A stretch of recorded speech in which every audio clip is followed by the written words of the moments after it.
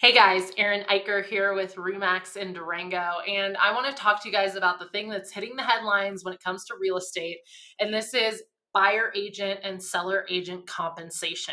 And I think most people have not always known that you have choices in this. They just think real estate agent, and they don't understand that you have a choice in what type of agent you hire, and you also have a choice in how they're compensated. So I'm going to talk specifically in this video about buyers because this is the thing that's being talked about the most. And as a buyer, starting on August 17th, the 15th in Colorado, you're going to be expected upon the first meeting with a real estate agent to sign an agreement that discusses their compensation, which I personally think is fantastic because you as a buyer are now going to have transparency from day one. There are going to be no surprises for you.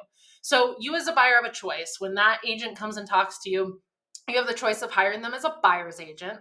Buyer's agent is the person who has your best interest at heart. They're going to take what is motivating you, what you're trying to accomplish, and they are going to guide and coach you in the direction of accomplishing exactly what you want.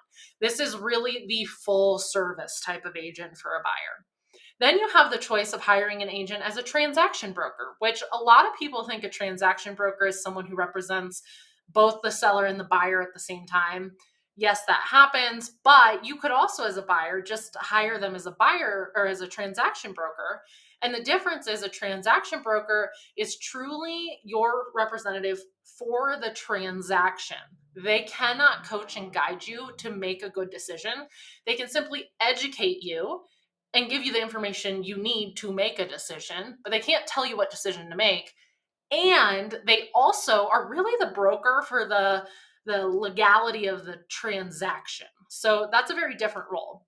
And then the third one that most people don't even know exists is if I'm a buyer and I call the listing agent directly, that listing agent has a choice of treating me as a customer and not as a client. And as a customer, really the only thing I'm authorizing them to do is to prepare documentation for me. I'm going to fully represent myself. I don't need any support. I'm not going to have to pay anybody for that. They're just there to facilitate documentation. The one thing I caution people on this, because it sounds great because it's free, is that you are going to be talking directly to the person who has your other side of the transaction, the seller, their best interest at heart. So you have to be careful how much you share. You have to be careful what you say because things can be taken and used against you because they're trying to protect the seller's best interest, not yours. So very slippery slope. Now, let's talk about compensation because as I said, as a buyer, you're going to go out and you're going to have an agent and they're going to ask you to, make an agreement with them. Compensation typically had been almost a given that it was going to be paid by the seller through the seller's proceeds at closing for the buyer's agent or the transaction broker. But that's not always how it had to be done, right? Because you as a buyer legally had the choice to decide whether or not you wanted to pay your agent. And if you're looking at a contract moving forward, you as the buyer need to understand that this is something that's a tool for negotiation for you. You can use it to your benefit. You can also still negotiate a seller to pay your agent's commission. It's all part of the entire package of what you're purchasing. But when you're starting to figure out what you're able to afford, it really needs to be tied to what you need and what kind of support you're looking for. And the buyer's agent is going to be the most support.